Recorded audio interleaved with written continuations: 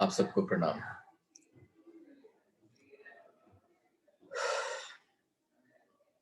आज एक ऐसे छिपे हुए दुष्ट की बात करते हैं।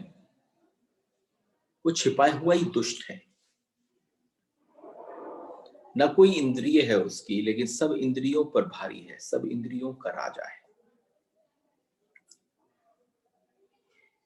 क्या कभी आपने चेष्टा करी कि जो अवस्था आपकी इस समय पर है, वो अवस्था जो है वो किसके कारण है? या तो हम अपने आप से आश्वस्त हैं। अगर आश्वस्त हैं तो बात खत्म हो गई। लेकिन आप समझिए कि अगर हमारी अवस्था का, हमारी स्टेट ऑफ माइंड का, हमारे जीवन का, हमारे विचारों का, अगर सारी लगाम हम किसी और के हाथ में सौंप चुके हैं और वो आपको जिस बात को सही साबित करना चाहता है उसको सही भी साबित करता है, और जिस बात को गलत साबित करना चाहता है उसको भी साबित करता है। आपके अंतर आत्मा पर नृत्य करती हुई आत्मा के साथ, अंतरात्मा के रंगमंच पर नृत्य करती आत्मा के साथ आपको ऐसा लगने लग जाता है कि जैसे वो साक्षात मन ही है। लेकिन जिस चीज का परिचय, जिस चीज का आपके भीतर एक हल्का सा लेश मात्र इस अवस्था का कोई छेड़ दे, ये सही और गलत की धारणा भी भीतर प्रकट न हो, उस अवस्था को क्या कहते हैं? आपने जैसे सब कुछ छोड़ दिया हो।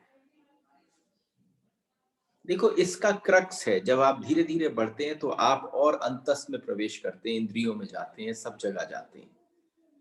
लेकिन कोई ऐसे रूल करने लग जाता है हमें और हमें ज्ञात ही नहीं होता। तो आइए आज इस अज्ञात को थोड़ा ज्ञात बनाने की चेष्टा करते हैं। ये अज्ञात कौन है? ये अज्ञात है नहीं, हमने बना रखा है। ये अज्ञात की श्रेणी में ही नहीं आता। मैंने आपसे आज के वक्तव्य को प्रारंभ करने के साथ ही कहा, आइए दुष्ट के बारे में चर्चा शुरू करते हैं। दुष्ट है, सूत्र क्या है? वायुरनिल ममृत मथेदम भस्मांतम शरीरम ओम क्रतो स्मर क्रतम स्मर क्रतो स्मर क्रतम स्मर। सूत्र क्या कह रहा है? सूत्र जरा बहुत ध्यान से सुनने की आवश्यकता है।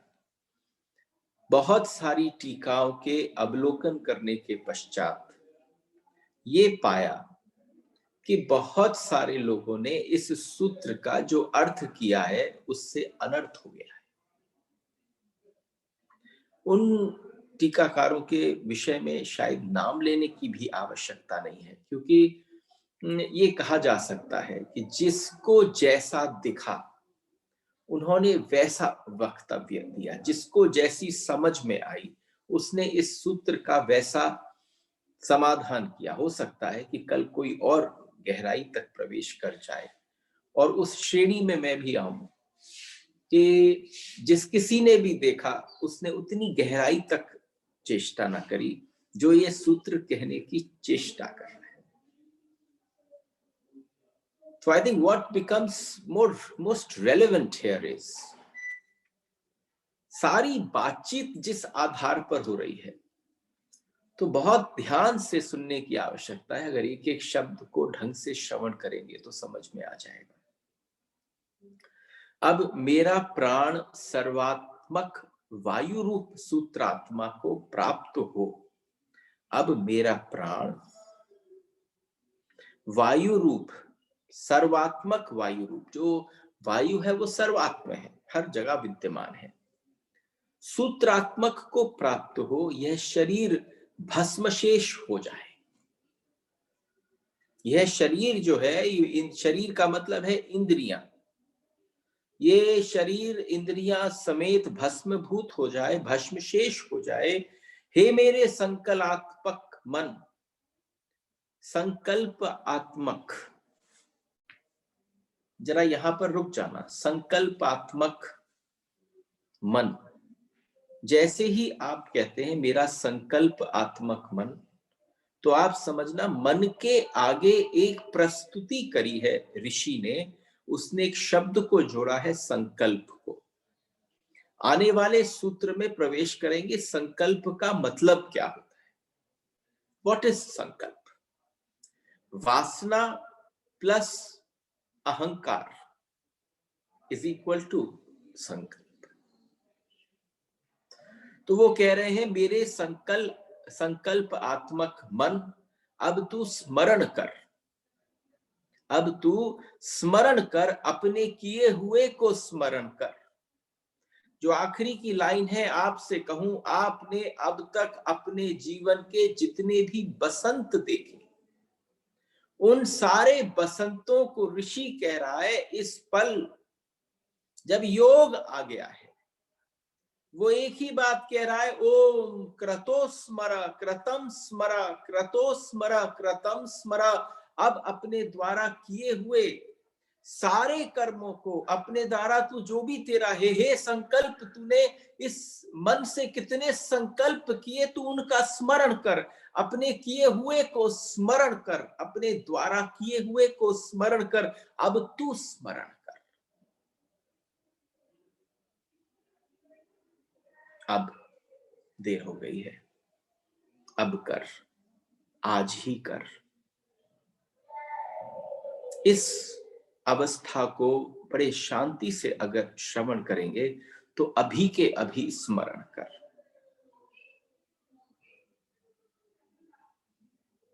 सब कुछ स्मरण कर। आइए सूत्र में प्रवेश करते हैं। मैं आपसे कहूं, आपको आपका दर्शन हो जाए, आपको सब कुछ स्मरण आ जाए, इससे और अद्भुत विलक्षण बात क्या हो सकती है। जीवन मिल जाए उसी में जहां से जन्मा है, जीवन मिल जाए उसी में जहां से जन्मा है। जहां पर बीज है वहां पर वापस पहुंच जाए, आकार खो जाए निराकार में।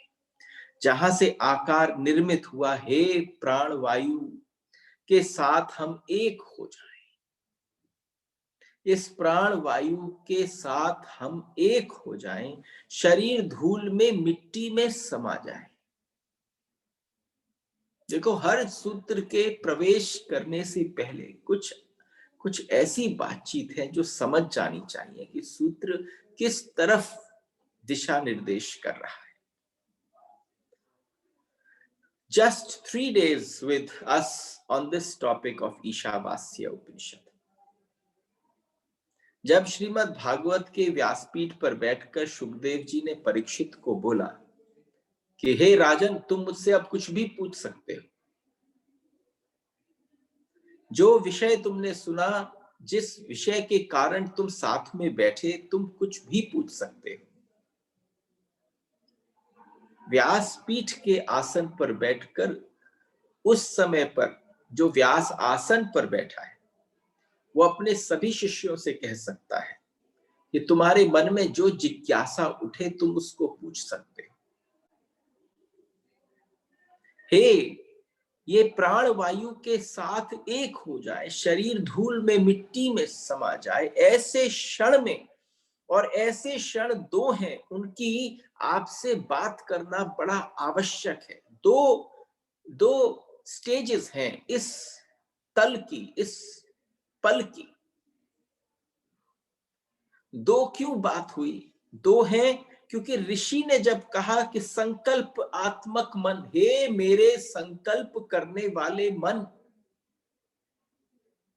क्योंकि हम तो सूत्र को ऊपर ऊपर से पढ़ जाते हैं। आप समझो, ये दौर ना होता तो सवाल ही पैदा ना होता कि आपके सम्मुख हम बैठते, आप हमारे सम्मुख बैठते और हम ये इतनी मजेदार चर्चाओं को छेड़ देते।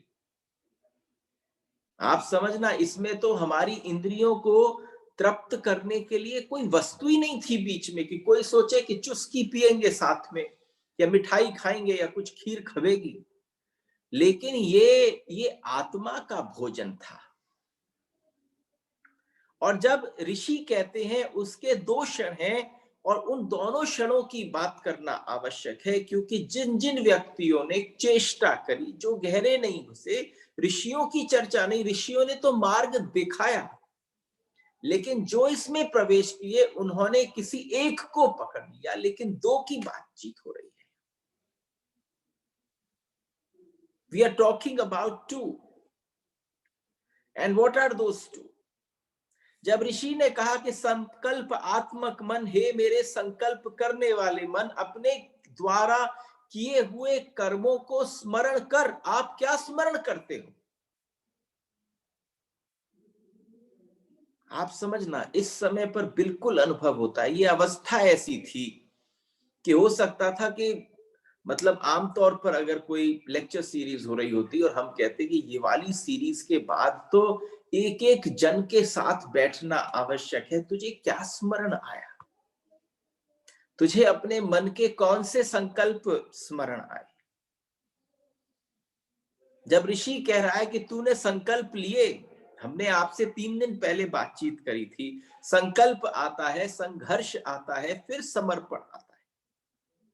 थोड़ी सी बात पीछे की हो रही है, लेकिन और खोलने वाली बात हो रही है। जैसे ही कहा कि हे संकल्प आत्मक मन, तू अपने द्वारा किए हुए कर्मों को, अपने द्वारा किए विचार भी तो कर्म है, विचारों को स्मरण कर। ऐसे 2 क्षण है जब प्रार्थना सार्थक हो सकती है। केवल ऐसे 2 ही क्षण हैं जब आपकी द्वारा करी हुई प्रार्थना सार्थक हो सकती है। एक तो मृत्यु के क्षण में हो सकती है और एक समाधि के क्षण में हो सकती है। 2 ही क्षण है। मैंने आपसे प्रारंभ में कहा कि जब जब और टीकाओं का अवलोकन किया गया, आप समझिएगा कि किसी बात को कहने के लिए, जैसे आप सोचो कि कभी गीता को बोला जाए तो कितने वर्जन्स गीता के पढ़े होंगे, किनका अवलोकन किया होगा? कम से कम 17-18 टीकाओं का अवलोकन किया होगा। अलग अलग दृष्टिकोणों को देखने की चेष्टा करी थी, क्योंकि उस पर आप निष्कर्ष, क्योंकि उसके बाद जो निकलेगा वो आपकी समझ होगी, वो नगद धर्म होगा। तो 2 ही रूप से प्रार्थना पूरी हो सकती है, या तो मृत्यु के समय पर या समाधि के समय पर। एक तो तब जब सच में आदमी मृत्यु को उपलब्ध होने के द्वार पर खड़ा हो जाता है, बिल्कुल जिस समय मृत्यु के द्वार पर खड़ा हो, शैया पर पड़ा हो, अपने चारों तरफ द्वारा किए हुए कर्मों को स्मरण कर रहा हो, कहीं जगह धिक्कार रहा हो, कहीं जगह भीतर भीतर उस पल भी अहंकार से भर रहा। और फिर तब जब मृत्यु से भी बड़ी मृत्यु में प्रवेश होते हैं, जब हम समाधि में जाते हैं, जब हम उसे महामृत्यु कहते हैं, तो 2 ही क्षण है प्रार्थना के, एक मृत्यु है और एक महामृत्यु है। महामृत्यु को हमने समाधि का नाम दिया है। उन 2 क्षणों में साधारणतः जिन लोगों ने उपनिषद के उस सूत्र की व्याख्या करी है, उनमें से किसी के भी प्रति कोई प्रश्न चिन्ह नहीं है। बात इतनी आगे बढ़ गई है। हमारे और आपके बीच में जो संवाद है, वो अगर यहां पर भी संवाद कहें, देखो कि आपने कभी किसी की चर्चा सुनी, वो इतनी विलक्षण थी, इतनी ट्रांसफॉर्मेटिव थी कि शास्त्र बन गया। आई वुड हैव विश्ड, ये तो बिल्कुल पर्सनल रिलेशनशिप थी कि इतनी धीरे धीरे गति से। क्यों? क्योंकि आज हम 7 दिन में, 9 दिन में पूरे के पूरे ग्रंथ कर देते हैं। उस समय पर जब होते थे तो आप समझना, वहां कोई समय सारणी थोड़ी ना होती थी। समय में तो बाद में बांधा शास्त्र को। चर्चा ऐसे ही होती थी जैसे हमारे और आपके बीच में हो रही। वहां पर यह विषय नहीं होता था कि शास्त्र पूरा करना है, टाइम लिमिट इतनी है। वहां पर यह है कि शास्त्र पूरा समझना है, टाइम लिमिट है ही नहीं। हर चीज के लिए समय की आवश्यकता थी, लेकिन शास्त्र को समझने के लिए आपका होना आवश्यक था। आप समझो कि इस समय पर भी अगर आपके बैठने के साथ आप बैठे ही ना हो, आप यात्राओं पर हो तो कहने में फायदा क्या। इसलिए मृत्यु और महामृत्यु की बात हो रही है। मेरा अस्तित्व जहां से आया था उस क्षण में कह रहा हूं। और जिन लोगों ने व्याख्या करी उन्होंने पहले के अर्थ में ही व्याख्या करी है कि जब मृत्यु के सामने खड़े हों। लेकिन आप समझना, मैं मृत्यु वाली चर्चा कर ही ना पाऊंगा, उसका उसका स्पर्श करूंगा। अरे मृत्यु पर तो सभी धिक्कारते हैं, सभी अपने अहम को भरते हैं। जिसने कुछ किया, जिसने अपने चारों तरफ कोई इंफ्रास्ट्रक्चर क्रिएट किया, उससे कहो स्मरण कर अपने कर्मों को, तो वो उनको स्मरण करता है जिससे उसकी मरते दम भी अहम जो है उससे निवृत्ति नहीं हो सकती। लेकिन जो महामृत्यु में प्रवेश करता है, that is the crux, that is the crux of understanding this particular sutra and Ishavasya Upanishad. and we say कि तुम स्मरण, तुम अपने आप से स्मरण करो, पूछो, हे संकल्पात्मक मन। इसीलिए हमने जब सूत्र को बोला तो आपसे कहा थोड़ा रुक जाइएगा संकल्पात्मक मन पर। आपके मन ने कितने संकल्प किए, आप अपने कर्मों का स्मरण करें। आवश्यक है, हमने हर चीज का स्मरण किया, किसी की गाली का स्मरण किया, किसी के प्रेम का स्मरण किया, पर अपने कर्मों का, अपने विचारों का कभी स्मरण नहीं किया। इस शब्द को जो आपको आज देना चाहूंगा, आप दिन में कुछ करो चाहे मत करो, आप कैसे भी अपने टाइम को स्पेंड करो, वेस्ट करो, लेकिन एक शब्द को लिख लो, स्वाध्याय। स्व का अध्ययन करते रहना, स्वाध्याय करते रहना, कि आप समझना सारे अध्ययन पीछे छूट जाएंगे। जिस पल एक व्यक्ति ने अपना अध्ययन प्रारंभ कर दिया, उसको साक्षात में कहा जाएगा जैसे स्वाध्याय में उतर गए। आपने अपने विचारों को पढ़ा, अपने कर्मों को पढ़ा, अपने आप को पढ़ा, और आपने अपने आप से प्रश्न किए, और उस प्रश्न का उत्तर आपकी जीवन शैली में बाहर आ गया, बात बदल गई। लेकिन जैसा देख पाता हूं मैं, यह स्मरण मृत्यु के समय किया हुआ नहीं है। ये जो सूत्र है ये इतना ऊपर ऊपर का नहीं है, बड़े गहरे पैठ का है। ये मृत्यु के समय का नहीं है, यह स्मरण जो है ये समाधि के समय का है। मृत्यु के क्षण में इसलिए किया गया है कि मृत्यु की कोई पूर्व सूचना नहीं होती। अंतर समझने की बात है। मृत्यु जब आती है तो एकदम धमक पड़ती है।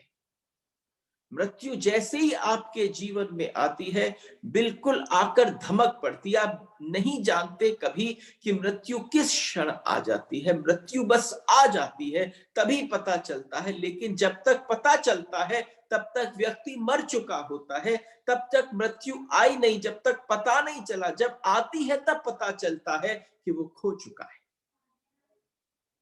तो मृत्यु जो है वो कभी पहले संदेशा देकर नहीं आती, ऐसा असंभव है। आपको हमेशा ये लगता है अभी हो जाएगा। बिस्तर पर बिल्कुल अंतिम शैया पर भी पड़े हों अस्पताल के, तो भी आपको लगता है कि कोई जादू होने वाला है, भगवान मेरे ऊपर कृपा करने वाला है। ऐसा नहीं हो सकता कि मेरे साथ कुछ घट जाए। आप समझना, जब सोक्रेट्स की डेथ हो रही थी, जब सोक्रेट्स मर रहे थे और उसने कहा सारे मित्रों से, सब मित्र उससे कह रहे हैं तुम भयभीत मालूम नहीं होते, तुम्हें बड़ी जल्दी पड़ी है, दुखी पीड़ित नहीं हो, तुम चिंतित नहीं हो, भयातुर नहीं हो। सारे मित्र उसके चारों तरफ बैठे थे, सब उसको देख रहे थे। उसने स्वेच्छा से मृत्यु को स्वीकार किया था। सुकरात ने कहा मैं सोचता हूं कि जब तक मृत्यु नहीं आई है तब तक तो मैं जीवित हूं। आप समझना, जब तक मृत्यु नहीं आई है तब तक आप भी जीवित हो, लेकिन आप जीते जी मान लेते हो कि मृत्यु आ गई। एक रियलाइज्ड व्यक्ति में और एक अनरियलाइज्ड में अंतर किस बात का है? अंतर मात्र इस बात का है कि आप समझना वो जीते जी ये सोच रहा है मृत्यु आ गई है, और वो कह रहा है कि अभी तो मैं जी रहा हूं, मृत्यु आई कैसे सकती है, अभी मैं जीवित हूं, और जीवित जब तक हूं तब तक मृत्यु की चिंता क्यों करूं? तुम जीते जी मृत्यु की चिंता कर रहे हो। तुम्हारे जीवन में मृत्यु मौजूद है। आप समझना वो सिक्के का दूसरा पहलू है, लेकिन आपने उसको जीवन वाले सिक्के की तरफ मोड़ दिया है।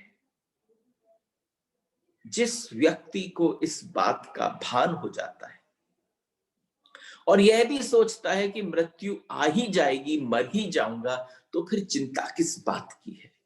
जब आनी निश्चित है तो फिर चिंता किस बात की है? चिंता करने वाला कौन हूं? फिर भी सोचता हूं या तो मृत्यु में मैं मर जाऊंगा, बिल्कुल मिट जाऊंगा, कोई बचेगा नहीं। अगर मृत्यु के पार कोई बचेगा ही नहीं तो भयभीत होने का कारण ही नहीं। सोक्रेट्स से जब पूछा गया, जब जिस पल सोक्रेट्स से पूछा गया, तो सोक्रेट्स ने इतना अद्भुत विलक्षण उत्तर दिया। और समझना कोई चिंता का कारण नहीं है किसी बात का, आपको पता है निष्पत्ति यही है, फिर चिंता किस बात की? फिर तुमने इस कस को इसको इतनी कस कर क्यों पकड़ लिया? तुमने बिल्कुल रेत को कस कर पकड़ा और बिल्कुल वो बहती चली गई। तुमने दूसरा हाथ भी रखा, लेकिन तुम भूल गए कस के पकड़ने की जरूरत नहीं। लेकिन फिर तुमने पकड़ा, फिर तुम्हारे हाथ से निकला। मैंने कहा कि 2 क्षणों में ही ये सूत्र सार्थक हो सकता है। Just in 2 possibilities this sutra is applied. One is at the time of death and one at the time of samadhi. लेकिन मृत्यु के क्षण में हमें कोई पता नहीं होता, अनप्रिडिक्टेबल होता है। मृत्यु का समय जो है वो बहुत अनप्रिडिक्टेबल है। We just don't know. मृत्यु की कोई भविष्यवाणी नहीं है। सब बैठ जाते हैं जीवन कैसा होगा, लेकिन कोई नहीं बैठता अपने ज्योतिष के पास ये कहकर बताइए ना मरने की तारीख कौन सी है, क्योंकि उसको सुनने के लिए बहुत हिम्मत चाहिए होती है। तुम चारों तरफ की बात पूछ लेते हो, धन कैसा होगा, यश कैसा होगा, इधर उधर जाना आना कैसा होगा, लेकिन जिस समय पर आप अपने सामने बैठ जाओ, उसके पास पहुंच जाओ, इसलिए किसी भी क्षण हो सकती है, क्योंकि अनप्रिडिक्टेबल है, बगैर सूचना के आती है। अगले क्षण भी हम होंगे इसका कुछ पक्का नहीं, किसी भी क्षण आ सकती है, किसी भी क्षण हो सकती है, उसकी कोई पूर्व सूचना नहीं है। और यह प्रार्थना तभी हो सकती है जब पूर्व सूचना हो। That is where I am coming with the sutra. ये सूत्र जब ऋषि कहता है कि तुम अपने कर्मों को स्मरण करो, ये केवल तब हो सकती है जब उस महामृत्यु की पूर्व सूचना हो। ये मृत्यु के क्षण में पूछा हुआ नहीं है, ये इतना छोटा नहीं है, ये इतना सस्ता नहीं है, ये इतना कीमती है कि एक व्यक्ति के पास समाधि में प्रवेश होने का पहले तो मन हो, फिर वो बिल्कुल उस कगार पर पहुंच जाए, सब कुछ होश में घट रहा हो, अनप्रिडिक्टेबल कोई बात ना हो, पूर्व सूचना पहले से हो, उस समय पर हो सकता है। और जब ऋषि को पता है कि मैं मरने के द्वार पर खड़ा हूं, मैं समाधिस्थ होने वाला हूं, मैं महामृत्यु में प्रवेश करने वाला हूं, तो वो जानबूझकर प्रवेश है, वो अनजाने में प्रवेश नहीं है। अनजाने में प्रवेश मृत्यु में होता है, और जानबूझकर प्रवेश जो है वो समाधि में होता है। इसलिए कहता हूं कि मृत्यु के समय पर किया हुआ स्मरण नहीं है, महामृत्यु के क्षण में किया हुआ स्मरण है। आज जब आप सबके समक्ष आ रहा था तो मैं ये सोच रहा था कि क्या इस बात को मैं समझा पाऊंगा। आप समझना, आप बैठ ही जाओ किसी शास्त्र को लेकर और उसको उसको समझा ना पाओ, उसकी बात कह ना पाओ, जो आपने समझा, आपको जिसने गुदगुदी करी, आपने आपको जिसने इतना मजा दिया, तो आप समझना, आप चाहते हो सामने वाले को भी वो है आनंद प्राप्त हो जाए। तो आज बड़े प्रश्न थे मन में, लेकिन आप समझना एक पूर्व सूचना है और एक बिल्कुल कोई सूचना ही नहीं है, अनप्रिडिक्टेबल है। बात उन 2 पल की हो रही है। हम आप टीका पढ़ेंगे कोई और तो आप कहेंगे ओहो उस वाली में लिखा था, लेकिन वहां पर जब आप ऐसी बातचीत करते हैं तो आप समझना बात किसकी हो रही है, ये ऋषि की बात हो रही है। ऋषि ने हर चीज को बड़े होश से देखा और जब देखा तो मृत्यु को मैं साधारण मृत्यु कहता, मृत्यु को मैं साधारण कहता हूं क्योंकि सिर्फ शरीर मरता है। जिसको तुमने देखा, जिसका बिंब पड़ता है, जिसकी छाया पड़ती है, केवल वह मरता है, सिर्फ शरीर मरता है, मन नहीं मरता। अब हम दूसरे पाठ पर आते हैं इस सूत्र के, जिसको हमने कहा संकल्प आत्मक मन। आप समझना शरीर मर जाता है लेकिन मन नहीं मरता। ध्यान को, समाधि को मैं महामृत्यु कहता, उसको मैं मृत्यु नहीं कह सकता। ध्यान को, समाधि को हमने आपसे शिव तत्व में एक बार चर्चा करी थी कि 8 लेयर्स हैं, यम, नियम, आसन, प्राणायाम, प्रत्याहार, धारणा, ध्यान, समाधि। तो समाधि को हम क्या कहते हैं, महामृत्यु, क्योंकि शरीर का सवाल ही नहीं है, मन भी मर जाता है। वास्तव में अगर सच में देखा जाए, मन मरना ही समाधि है, मन का मर जाना ही महामृत्यु है, अन्यथा तो चुटपुट बात है। इसलिए स्मरण समाधि के समय किया गया है, क्योंकि ऋषि कह रहा है अपने संकल्पात्मक मन से स्मरण कर, अपने द्वारा किए हुए सारे कर्मों का स्मरण कर, इस दूसरे हिस्से के संबंध में बहुत बड़ी भ्रांति हो। आप समझना हमारे शास्त्रों को इस प्रकार से उठा लिया गया जैसे कि एक साधारण सा कोई ग्रंथ हो और उसकी कोई भी शब्दों के अर्थ कर सकता हो। ये शब्दों के अर्थ नहीं है, ये जीवन जीने के अर्थ है, जीवन की शैली के अर्थ है।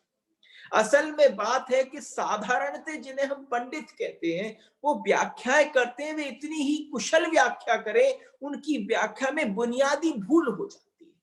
वो शब्दों को पकड़ लेते हैं, उन शब्दों को, जिन शब्दों को आप शब्दों की डिक्शनरी में निकाल लेंगे, जीवन की डिक्शनरी खुल नहीं पाती।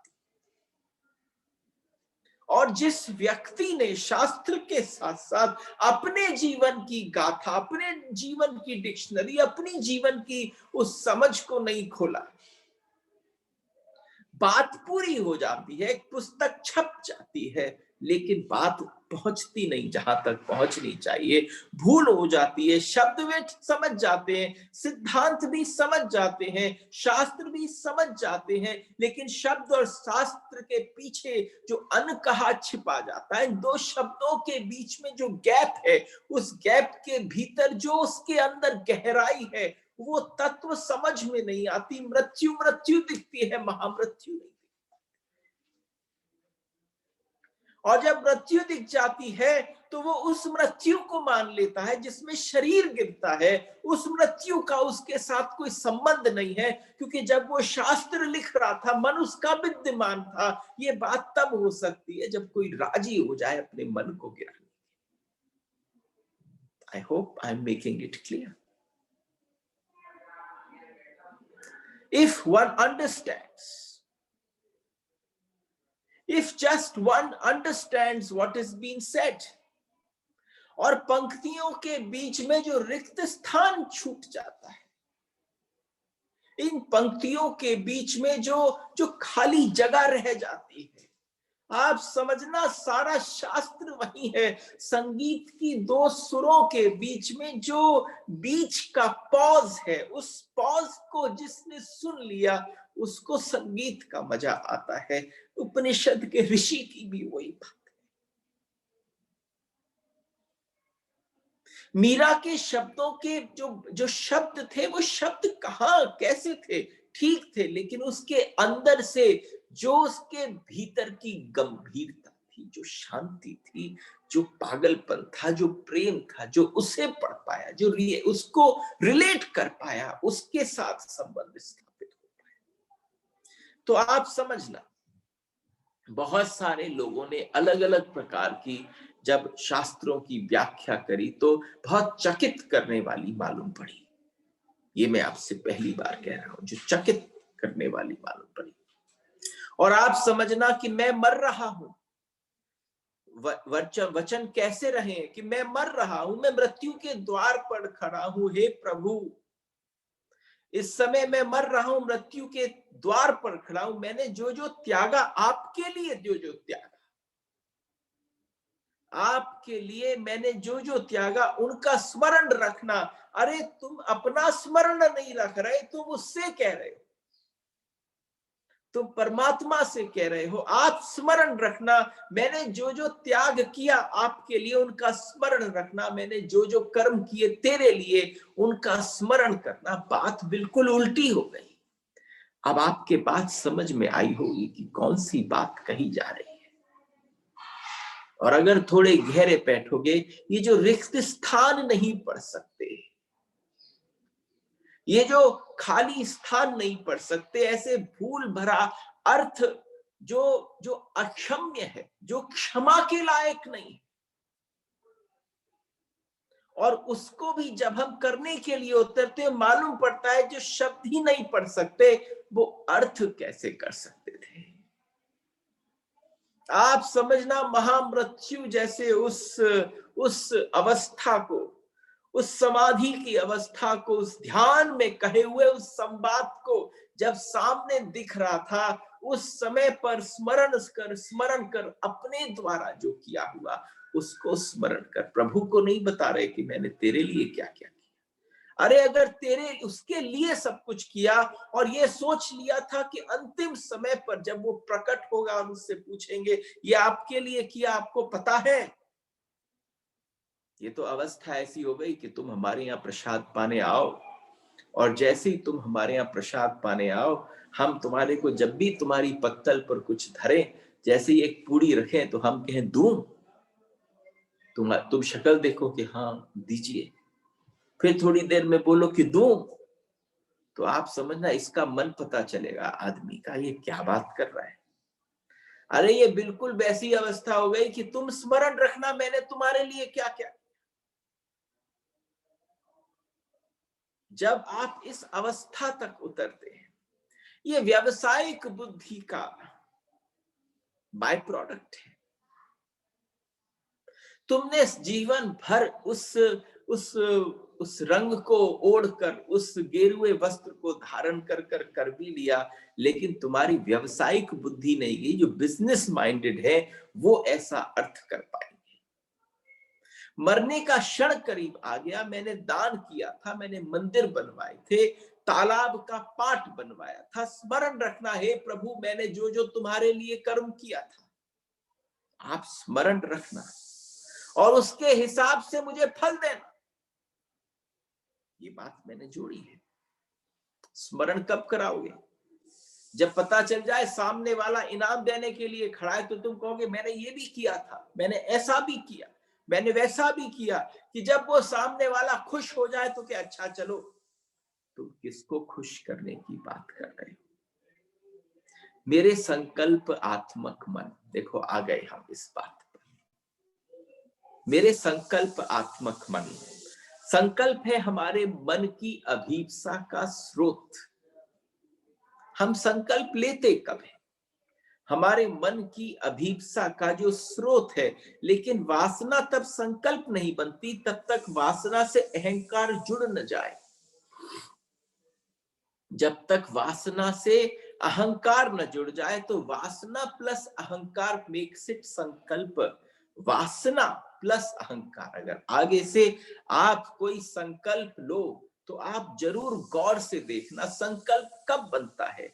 ये दो अवस्थाओं को तुम्हारे भीतर जरा तोल कर देख लेना, एक वासना होगी और एक अहंकार होगा। ये दोनों मिल जाएं, वासना और अहंकार, तब संकल्प बनता है। वासना तो सभी करते हैं, लेकिन अगर अपने अहंकार से वासना को जोड़ न पाए, अपने अहंकार से वासना को अगर आप जोड़ न पाए तो क्या बनता है? तब स्वप्न बनता है। उस समय पर जो व्यवस्था बनती है हम उसको स्वप्न कहते हैं। वह कर्म नहीं बन पाती। कर्म कब बनती है? जब वो संकल्प बनती है। तो वासना प्लस अहंकार इज इक्वल टू संकल्प। और अगर अहंकार को वासना से जोड़ नहीं पाए, अहंकार और वासना अलग अलग हो जाए, तो आदमी सिर्फ सपने देखता रहता है, कर्म नहीं बन पाता। कर्म बनने के लिए अहंकार जड़ बनना चाहिए, अहंकार जुड़ जाना चाहिए। अहंकार जुड़ जाए तो वासना में संकल्प निर्मित हो जाता है। बहुत सारे हमारे पास प्रश्न आते थे। Vaishnav, the disciples used to ask what is sankalp. आपका इतना स्ट्रेस है संकल्प के ऊपर, अरे आप कुछ नहीं कर सकते बिना संकल्प के, लेकिन उस संकल्प के भीतर जाने की इच्छा, एक आपकी वासना है, एक कहीं अहंकार है, ईगो है। उस ईगो की सेटिस्फैक्शन भी है, वो सेटिस्फैक्शन आपसे कर्म कराएगी, और जब वो सेटिस्फैक्शन आपसे कर्म कराएगी तब आप यात्रा पर प्रवेश करेंगे। तो that is what sankalp is. और आपको बताओ, मुझे बेहद आनंद आता है, this is a joyous moment, जब आप किसी को ये कह पाए मात्र छोटे से शब्दों में कि जो तुम संकल्प लेते हो तुम्हें पता भी है, आगे से आप संकल्प लोगे तो आपको पता चल जाएगा कि वासना प्लस अहंकार व संकल्प। और ऋषि बोल क्यों रहा है, क्यों कह रहा है ये बार बार कि संकल्पात्मक मन। आप समझना, कर्म को करने की अहमता और अस्मिता निर्मित होती है, कर्ता बनने का भाव निर्मित होता है। इसलिए अपने किए हुए कर्मों को स्मरण कर, अपने द्वारा तूने जो विचार किए उसका स्मरण कर, remember it. If I ask you a very straight question, what do you remember? Do you remember what you have done? Have you remembered how you have made others feel? There can be both ways. जैसे ही आप कहते हैं कि मैं अपने कर्मों का स्मरण करूं, अपने हुए कर्मों को स्मरण क्यों? समाधि के क्षण में इस स्मरण की जरूरत क्या है? आप समझना, महामृत्यु के कगार पर हो, पूरा जीवन जी लिए हो, you are right in the tip, आप सारे आयामों से भरकर आगे आ गए हो, बिल्कुल कोने पर खड़े हो, समाधि का पॉइंट है। वहां इन कर्मों को स्मरण करने की आवश्यकता क्या है, या कहें कि मृत्यु के पल पर इसको स्मरण करने की आवश्यकता कहां है? मजाक कर रहा है, व्यंग कर रहा है क्या ऋषि? मजाक कर रहा है? सोचिए, यह व्यंग हो रहा है। अब सब खोया जा रहा है, समाधि के द्वार पर मन खोया जा रहा है। आप समझना, समाधि के द्वार पर, मृत्यु के द्वार पर शरीर खो रहा होता है, लेकिन समाधि के द्वार पर मन खो रहा होता है। दोनों के खोने में बड़ा अंतर है। हम भूत खो रहे हैं, अपना पूरा पास्ट खो रहे हैं, अपनी सारी स्मृतियां खो रहे हैं, सब कुछ लीन हो रहा है। अब मेरे मन, तू सोचता था ये मैंने किया, अरे आपका मन सोचता था ये मैंने किया। इसलिए यहां पर बात उठ रही है, जरा थोड़ा मेरे साथ चलने की चेष्टा करो कि मैं आपको बिल्कुल वो दिखा पाऊं जो उस पल दिखा होगा। बिल्कुल उस समय पर ये मैंने क्या किया, मैंने यह किया। अगर तुम्हें ये पता चल जाए मेरे द्वारा ये हुआ, मुझसे ये हुआ, अब उसका क्या हुआ? जब तू सोचता था मैंने ये किया, मैंने ये किया, ये पानी पर खींची हुई लकीरें थी, as if you were drawing a line on water. आप केवल जो भी आपने किया, जिससे भी आपने अपने अहम को भरा, अपने ईगो को सेटिस्फाई किया, आपने किसी भी व्यक्ति को थोड़ा सा बोध कराया, आप अपने कर्मों को स्मरण कर पाए। और जब मन मर रहा हो तो मन कहेगा कि पानी पर खींची गई रेखा अब कहां है? ये जो पानी पर खींची थी वो कहां गई? स्मरण कर, अब तू भी खो रहा है। जैसे पानी पर खींची हुई रेखा 2 सेकंड के अंदर खो जाती है, बस इस पूरे ब्रह्मांड के समय काल में उस 2 पल के भीतर तू भी खोने वाला है।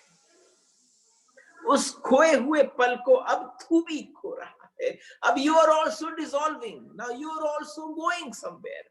तू भी महामृत्यु में, समाधि में प्रवेश कर रहा है।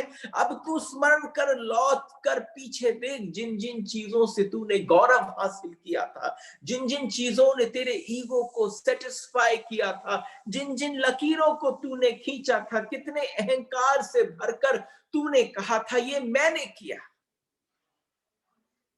होता है ना? बताओ गलत कह रहा हूं?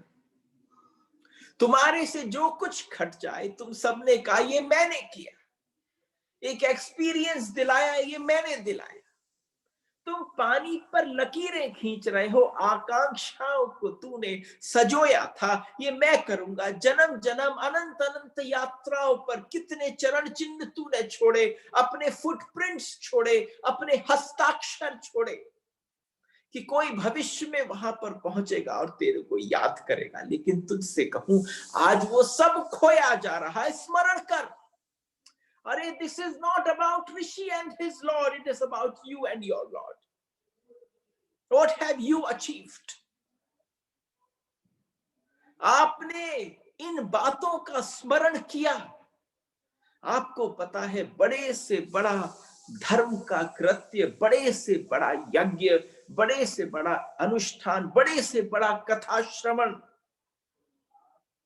भी पानी पर खींची हुई लकीर है। अगर उसने आपके भीतर थोड़े अहम को जागृत कर दिया, जिस पल ऐसा दौर आ जाए तो समझना, पूरी तरह से अपने आप को अगर समर्पण कर दो, तो संकल्प, संघर्ष और समर्पण, तो सामने का प्रकाश हट जाए, सत्य प्रकट हो जाए, अवस्था ऐसी हो जाए।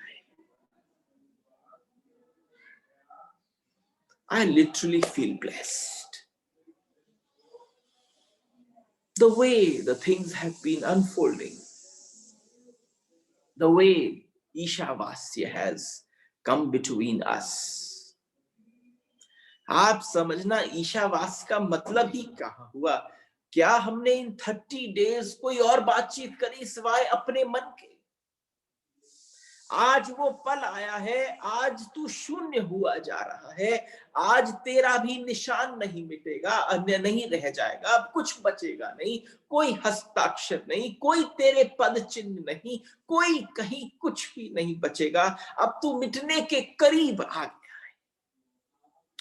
आप समझना, भूल जाओ कोई और बात हो रही है, आपसे बात कर।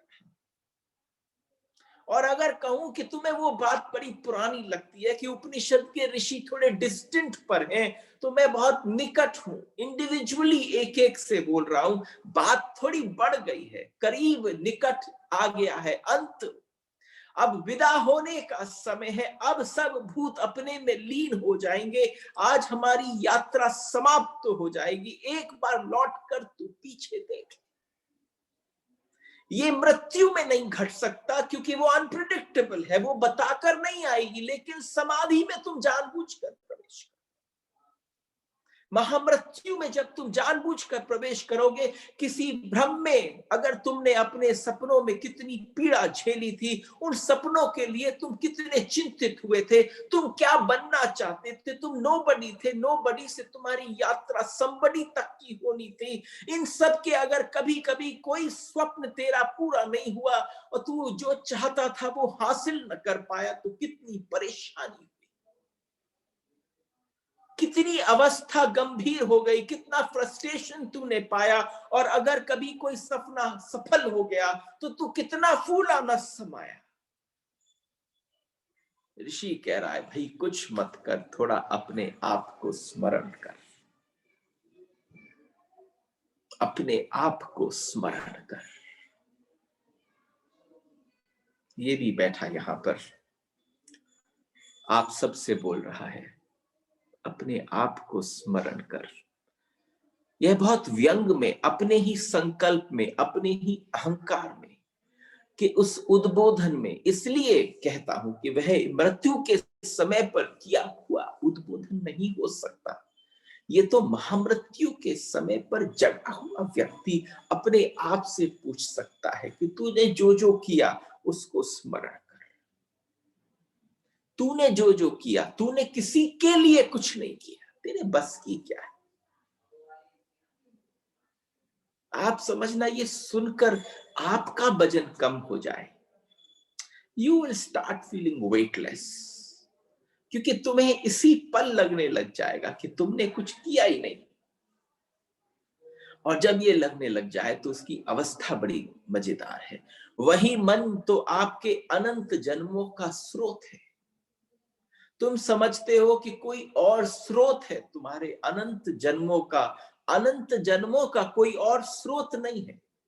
अनंत जन्मों का स्रोत आपका मन है। शरीर गिर जाता है, मन साथ यात्रा करता है, वासना साथ चली जाती है, अहंकार साथ चला जाता है, किए हुए कर्मों की स्मृति साथ चली जाती है, करने थे जो कर्म नहीं कर पाए उनकी आकांक्षा साथ चली जाती है, सारे डिजायर साथ चले जाते हैं, पूरा मनोशरीर साथ चला जाता है, सिर्फ देह गिरती है, सिर्फ शरीर गिरता है और कुछ नहीं होता, सिर्फ शरीर गिरता है। और सिर्फ फिजियोलॉजिकल, सिर्फ देहगत जो हमारा ढांचा है, उस ढांचे में वह भर गिर जाता है मृत्यु में, लेकिन मन साथ चला जाता है। मन साथ चला जाता है बिल्कुल ब्लूप्रिंट की भांति। फिर मन नए शरीर पकड़ लेता है। आप सोचते हैं पकड़ता क्या है, कैसी अवस्था है, क्यों कोई चयन करती है, कोई आत्मा चयन करेगी? आत्मा चयन नहीं करती। तुम्हारे मरने के पश्चात जो मन तुम्हारे साथ चला गया, वो अपने मन के मुताबिक कोई कोई ऐसा दंपति को चयन कर लेता है जो सिचुएशन क्रिएट कर रहा है। केवल एक आत्मा को निमंत्रण करने की सिचुएशन क्रिएट कर रहा होता है। इसलिए ज्ञानी मृत्यु को वास्तविक मृत्यु नहीं कहते। ज्ञानी लोग मृत्यु कोई वास्तविक मृत्यु नहीं है, क्योंकि कुछ भी नहीं मरता। जो मरता है वो कुछ है ही नहीं, शरीर ही मरता है। अगर वास्तव में महामृत्यु किसको कही जाती है, ज्ञानी लोग महामृत्यु कहते किसको है? जिसके अंदर मन मर जाता है।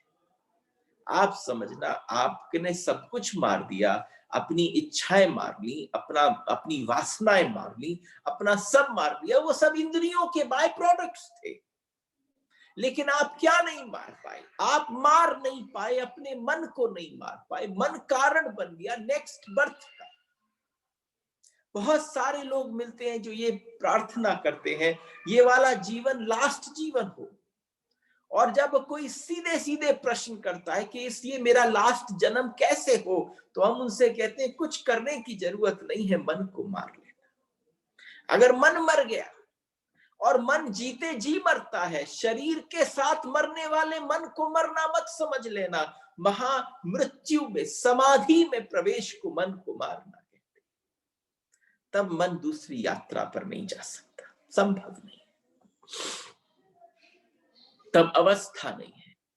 साधारणतः हम सोच ले कि शरीर हमारा पहले आता है और उसके भीतर मन जन्म लेता है। नहीं, ये साधारणतः सोच की बात है। आज का जो वक्तव्य है वो स्मरण करने जैसा है। आप पहली धारणा कर लेते हैं कि शरीर पहले आता है, फिर उसके बाद भीतर मनन जन्म, और फिर विगत 200 वर्षों की पश्चिम की चिंतना जो है, जो वेस्टर्न फिलोसफर्स ने विचारा, धारणा की, सारी दुनिया में ये भ्रांति फैला दी। और तुम तो बाहर की कोई भी चीज को लेकर वैसे ही पागलों की तरह से आकर्षित हो जाते हो। वहां से कोई किताब आती है तो बेस्ट सेलर बन जाती है इंडिया में, लेकिन तुम्हारे पास उपनिषद जैसे सुपर डुपर बेस्ट सेलर्स पड़े हैं जो तुम्हारी लाइब्रेरी में अभी तक स्थान तक नहीं ले पाए। तुम उन्हें सजा तक नहीं पाए अपनी लाइब्रेरी के अंदर, क्योंकि तुम्हें अभी वो भाषा समझ में नहीं आती, उस मनस्थिति तक हम नहीं पहुंच पाए। शरीर पहले निर्मित होता है, फिर शरीर के भीतर मन जन्मता है, ये बाय प्रोडक्ट है, ये धारणा गलत है। अरे पुराने चार्वाकों ने क्या कहा है? चार्वाकों ने कहा है कि शराब जिन चीजों पर मिलकर बनती है, अगर उनको अलग अलग कर दिया जाए तो नशा नहीं चढ़ता है। चार्वाकों से अगर बातचीत करें, जिन 10 चीजों को मिलाकर शराब बनाई जाती है, अगर उन 10 चीजों को शराब में से, मदिरा में से अलग अलग कर दिया जाए तो आपको नशा नहीं होगा। यानी उन 10 चीजों के मेल होने से नशा चढ़ जाता है। तो इसी तरह से मनुष्य का शरीर निर्मित होता है पंचभूतों से। इन पंचभूतों के मिलन से मन निर्मित होता है। मन एक बाई प्रोडक्ट है। मन सब चीजों के मिलने से प्रकट होता है। और तुमने उसको क्या कह दिया? वेस्टर्न साइंस ने, जो फिलोसफर्स ने जो बोला, तुमने उसको मान लिया। और तुम्हारे आदिकाल से ऋषि जो कह रहे हैं उसका तुमसे कोई संबंध नहीं है। पश्चिम का विज्ञान अभी अभी जैसे अज्ञान की स्थिति में है। पश्चिम का विज्ञान बिल्कुल ऐसा है जैसे कोई अज्ञान की स्थिति पे बैठा हो। जिन्होंने बहुत गहरी खोज की, उनका कहना है मन पहले है और शरीर बाद में आया। मन पहले आ गया और शरीर बाद में आया। ऐसा समझे, पहले आपके जीवन में कर्म आता है। पहले आपके जीवन में कर्म आता है, पहले वासना आती है, पहले आती है वासना मन में और फिर कर्म बनता है। वासना का कहां से? सोचो, किसी को खींच के थप्पड़ मारो तो सामने वाले व्यक्ति को वेस्टर्न थॉट प्रोसेस से थप्पड़ नजर आएगा, लेकिन थप्पड़ का कारण जो है वो वासना मन से कहीं पैदा हो गया था, बाद में कर्म बना। वेस्टर्न साइंस को कर्म पहले दिखता है, उसके पीछे का बाय प्रोडक्ट नजर नहीं आता कि वो उठा कहां से था। इस वक्तव्य को लेकर थोड़ा गंभीरता तक प्रवेश करने की चेष्टा करें, जो इस ऋषियों ने आज के समय पर कहा। देखिए, थर्सडे और फ्राइडे 2 दिन रह गए हैं। मैंने कहा कि हमेशा कोई चीज को जब आप विश्राम की तरफ ले जाते हैं तो समय बहुत कम पड़ता है।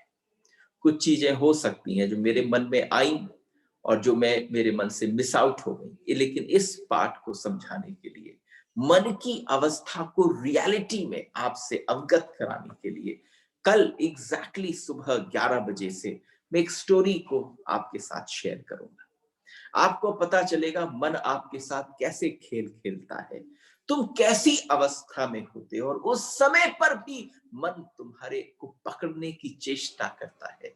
इसलिए be on time tomorrow so that we can share some very beautiful thing about your man, and then we'll go towards the last sutra.